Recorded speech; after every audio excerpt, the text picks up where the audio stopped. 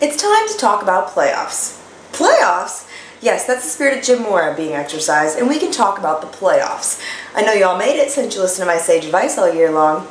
Honestly, I've been like the Dumbledore of fantasy this season, and you're like my little Harrys and Hermiones, Hermaphrodites, Hermione, whatever. In the playoffs, things change a bit, so making the right decisions is even more important. Maybe you're the 8th seed and you've got to gamble a little bit more. Maybe you're the 1 seed and you just got to keep doing what you've been doing. Fact is, you're in the playoffs, and you're all fantasy studs. Speaking of, let's get to it. Remember Michael Vick? Yeah, you know, the guy you drafted in the 2nd round thinking he was going to be the fantasy MVP.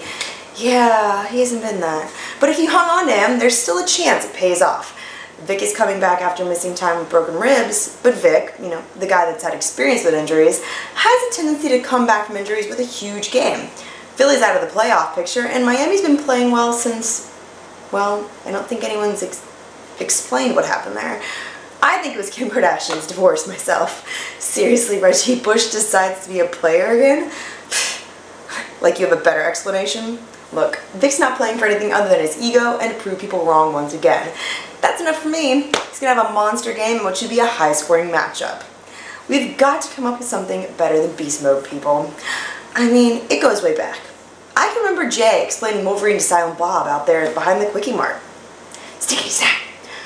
But since then, it's just been overused. We had the Brewers do their version. And then there's Marshawn Lynch. Lynch is projected to have the 2nd most points by any running back this week, after Ray Rice. And that's a good thing. Lynch has blown up in the past few weeks once Pete Carroll figured out how to fix the offensive line. So he's always had talent, but now he's got the blocking and opportunities.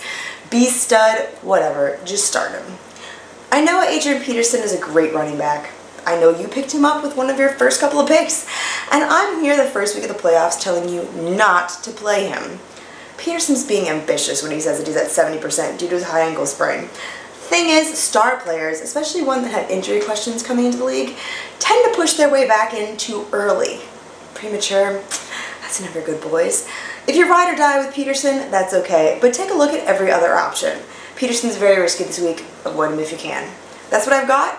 Enjoy the playoffs, and remember that winning keeps the fantasy going another week. Later.